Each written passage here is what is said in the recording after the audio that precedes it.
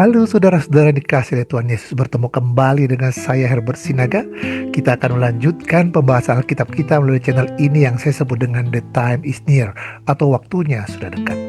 Saat ini kita akan bahas satu judul yang sangat penting, yaitu hukum Tuhan yang paling banyak disangkal.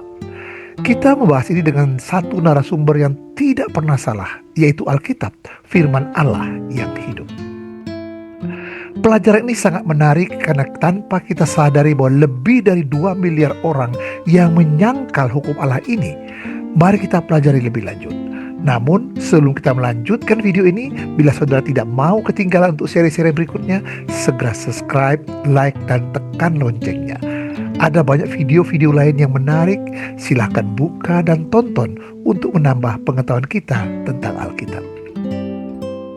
Apakah satu hukum yang paling banyak disangkal oleh umat Kristen di seluruh dunia saat ini? Ini sangat mengejutkan kita.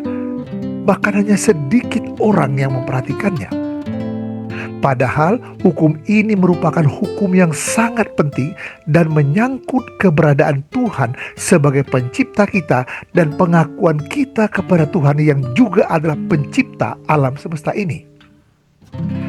Tidak hanya itu, hukum ini merupakan hukum yang paling banyak dilanggar, khususnya setelah ditetapkannya perubahan hukum tersebut sejak abad ketiga sesudah Masehi. Padahal hukum itu sangat penting, tidak hanya masa dahulu, tapi juga masa sekarang ini dan masa yang akan datang.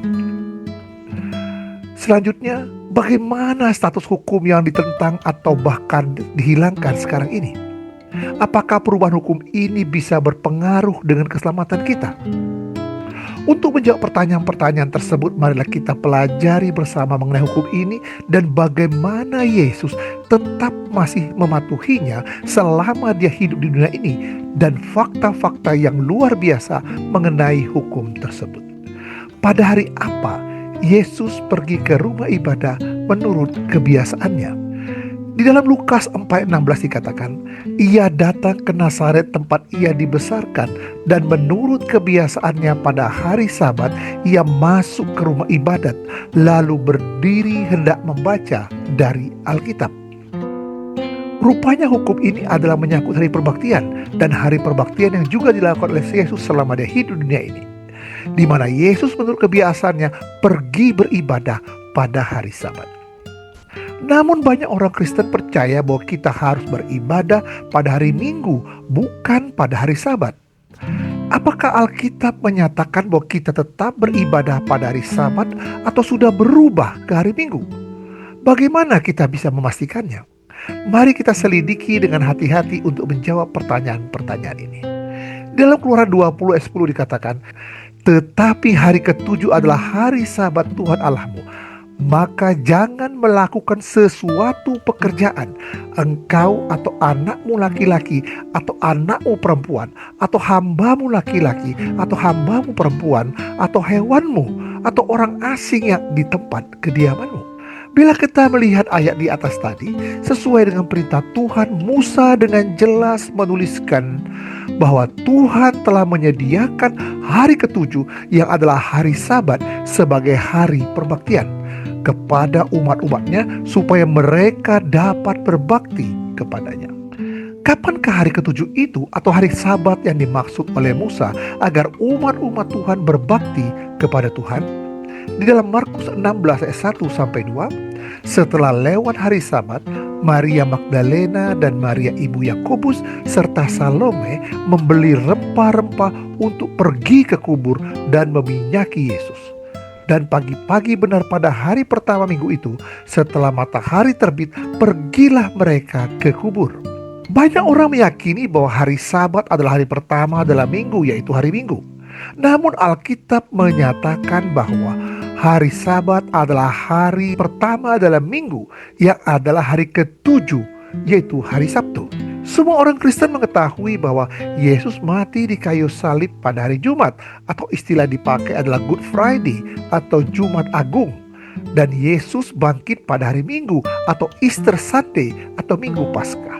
Dan hari di antara dua hari itu adalah hari Sabat, yaitu hari Sabtu. Dan Alkitab juga menguatkan bahwa Yesus mati dan dikubur pada hari Jumat. Dan setelah mereka mengubur Yesus, semua murid-murid dan Maria beristirahat karena hari sudah mulai memasuki hari Sabat. Ini dicatat dalam Lukas 23 ayat 53 sampai 56. Namun pada hari pertama minggu itu, Maria Magdalena dan Maria ibu Yakobus serta Salome pergi ke kubur Yesus. Seperti kita ketahui juga dalam tulisan Alkitab di dalam Matius 28 ayat 1-6 bahwa saat mereka datang ke kubur, mereka mendapatkan kubur Yesus kosong karena Yesus sudah bangkit, dan semua itu terjadi pada hari Minggu. Jadi dari tulisan Alkitab ini jelas bahwa hari Sabat yang dimaksud oleh Musa dalam 10 hukum itu adalah hari Sabtu. Nah sekarang, dari mana asalnya sebenarnya hari Sabat itu? Di dalam Kejadian 2 ayat 1-3 dikatakan, demikianlah diselesaikan langit dan bumi dan segala isinya, ketika Allah pada hari ke-7 telah menyelesaikan pekerjaan yang dibuatnya itu. Berhentilah ia pada hari ke-7 dari segala pekerjaan yang telah dibuatnya itu. Lalu Allah memberkati hari ke-7 itu dan menguduskannya, karena pada hari itulah ia berhenti dari segala pekerjaan penciptaan yang telah dibuatnya itu. Dari ayat tadi kita dapat mengetahui bahwa Allah menciptakan Sabat pada hari penciptaan, pada waktu Dia menciptakan dunia ini. Saat itu setelah melakukan penciptaan, Dia berhenti dan menetapkan hari perhentian atau hari beristirahat tersebut sebagai hari Sabat, dan Tuhan memberkatinya dan menguduskannya. Dengan kata lain, saat itu Tuhan telah mengasingkan hari Sabat dengan hari-hari yang lain untuk kekudusannya. Jadi dapat kita katakan bahwa Sabat diciptakan pada saat penciptaan, jauh sebelum 10 hukum diberikan melalui Musa. Nah sekarang apa yang Tuhan katakan mengenai Sabat dalam 10 perintah Tuhan? Di dalam Keluaran 20 ayat 8-11 dikatakan, ingatlah dan kuduskanlah hari Sabat. 6 hari lamanya engkau akan bekerja dan melakukan segala pekerjaanmu. Tetapi hari ke-7 adalah hari Sabat Tuhan Allahmu. Maka jangan melakukan sesuatu pekerjaan, engkau atau anakmu laki-laki atau anakmu perempuan, atau hambamu laki-laki atau hambamu perempuan, atau hewanmu atau orang asing yang di tempat kediamanmu. Sebab 6 hari lamanya Tuhan menjadikan langit dan bumi, laut dan segala isinya, dan ia berhenti pada hari ke-7. Itulah sebabnya Tuhan memberkati hari Sabat dan menguduskannya. Jadi Tuhan mengingatkan kembali kepada umat-umatnya dengan memasukkannya pada hukum keempat dengan menyatakan, ingatlah dan kuduskanlah hari Sabat. Karena hari itu sebenarnya sudah ditetapkan, diberkati dan dikuduskan sejak penciptaan. Sepertinya Tuhan mengetahui bahwa manusia cenderung lupa atau melupakan Sabat, maka hukumnya dimulai dengan kata ingatlah. Dalam hukum keempat ini juga Tuhan menyatakan apa yang harus diperbuat untuk mematuhi hukum hari Sabat Tuhan tersebut sebagai hari yang kudus yang disediakannya, yaitu dengan cara berhenti melakukan segala sesuatu yang bersifat keduniawian untuk berbakti dan bersekutu dengannya. Ada yang mengatakan bahwa hukum Sabat Tuhan ini sudah berubah atau sudah dirubah. Benarkah demikian? Di dalam Mazmur 89:34 dikatakan, aku tidak akan melanggar perjanjianku, dan apa yang keluar dari bibirku tidak akan kuubah.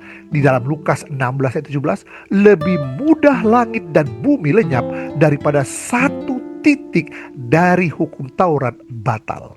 Jawaban dari pertanyaan tadi adalah tidak. Kedua ayat di atas tadi membuktikan dengan jelas bahwa hukum Tuhan tidak akan pernah berubah. Hukum Tuhan masih berlaku hingga saat ini, sama seperti juga 9 hukum lainnya. Tidak satupun yang berubah. Ingat pelajaran sebelumnya mengenai apakah hukum Tuhan sudah berubah. Namun ada banyak orang juga mengatakan bahwa para rasul-rasul menyatakan bahwa hari Sabat itu sudah berubah dan mereka tidak memelihara hari Sabat hari ketujuh lagi. Apakah benar bahwa Alkitab menyatakan para rasul tidak memelihara hari Sabat pada hari yang ketujuh setelah Yesus naik ke surga? Dalam Kisah 17:2 dikatakan, seperti biasa Paulus masuk ke rumah ibadat itu. 3 hari Sabat berturut-turut ia membicarakan dengan mereka bagian-bagian dari kitab suci. Kisah 13 ayat 13 ayat 14. Lalu Paulus dan kawan-kawannya meninggalkan Pafos dan berlayar ke Perga di Pamfilia. Tetapi Yohanes meninggalkan mereka lalu kembali ke Yerusalem. Dari Perga mereka melanjutkan perjalanan mereka, lalu tiba di Antiokhia di Pisidia. Pada hari Sabat mereka pergi ke rumah ibadah lalu duduk di situ. Di dalam Kisah 16 ayat 13 juga dikatakan, pada hari Sabat kami keluar pintu gerbang kota. Kami, yaitu Paulus dan Silas, menyusur tepi sungai dan menemukan tempat sembahyang Yahudi yang sudah kami duga ada di situ. Setelah duduk, kami berbicara kepada perempuan-perempuan yang ada berkumpul di situ. Ternyata dari ayat-ayat di atas Alkitab membuktikan dengan jelas bahwa Paulus dan rasul-rasul lainnya masih tetap berbakti pada hari Sabat. Tidak ada tanda-tanda bahwa hari Sabat itu sudah berubah atau diubah oleh para rasul. Nah sekarang, apakah orang-orang yang bukan Yahudi juga berbakti pada hari Sabat? Di dalam Yesaya 56 ayat 2, 6, dan 7 dikatakan, berbahagialah orang yang melakukannya dan anak manusia yang berpegang kepadanya, yang memelihara hari Sabat dan tidak menajiskannya, dan yang menahan diri dari setiap perbuatan jahat.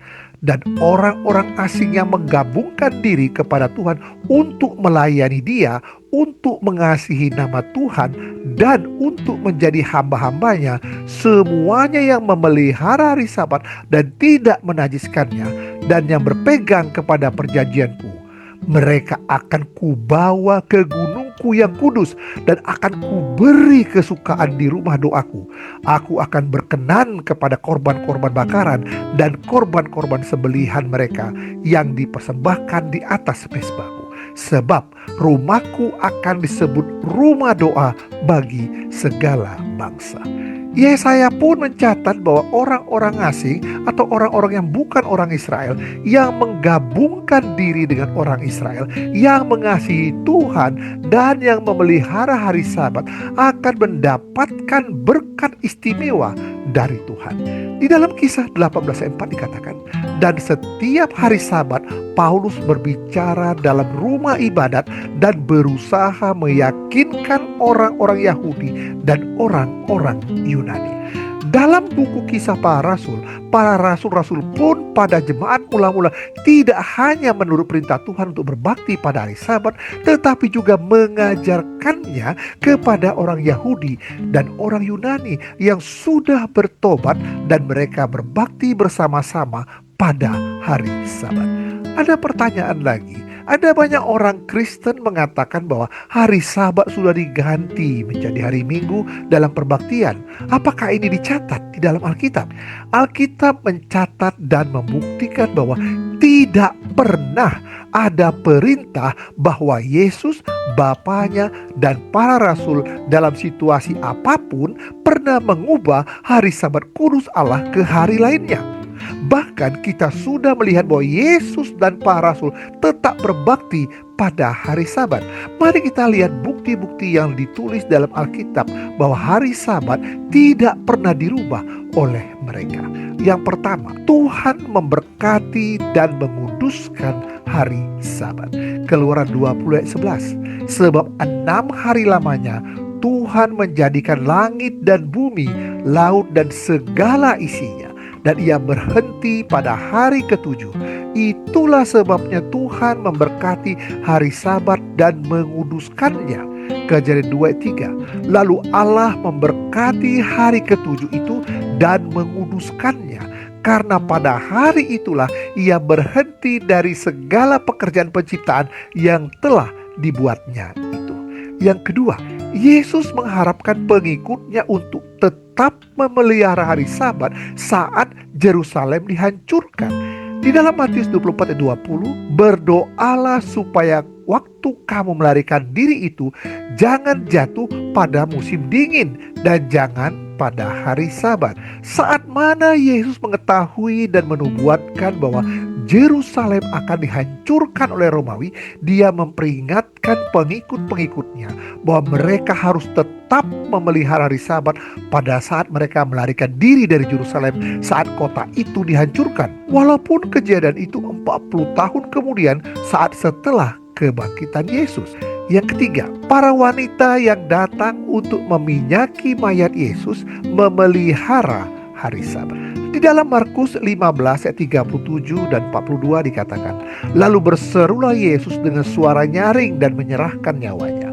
Sementara itu hari mulai malam, dan hari itu adalah hari persiapan, yaitu hari menjelang Sabat. Lukas 23 ayat 55-56. Dan perempuan-perempuan yang datang bersama dengan Yesus dari Galilea ikut serta, dan mereka melihat kubur itu dan bagaimana mayatnya dibaringkan. Dan setelah pulang, mereka menyediakan rempah-rempah dan minyak mur, dan pada hari Sabat mereka beristirahat menurut hukum Taurat. Di dalam Markus 16 ayat 1 dan 2, setelah lewat hari Sabat, Maria Magdalena dan Maria ibu Yakobus serta Salome membeli rempah-rempah untuk pergi ke kubur dan meminyaki Yesus. Dan pagi-pagi benar pada hari pertama minggu itu, setelah matahari terbit, pergilah mereka ke kubur. Bila kita melihat semua tulisan-tulisan tadi, ada catatan yang penting mengenai Sabat dalam kematian Yesus, di mana pada hari Jumat dicatat bahwa Yesus disalibkan, Yesus mati, Yesus dikuburkan. Ayat-ayatnya dicatat dalam Matius 27 ayat 45 sampai dengan Matius 28 ayat yang pertama, dan Markus 15 ayat 33 sampai dengan Matius 16 ayat yang kedua, dan Lukas 23 ayat 44 sampai dengan Lukas 24 ayat yang pertama.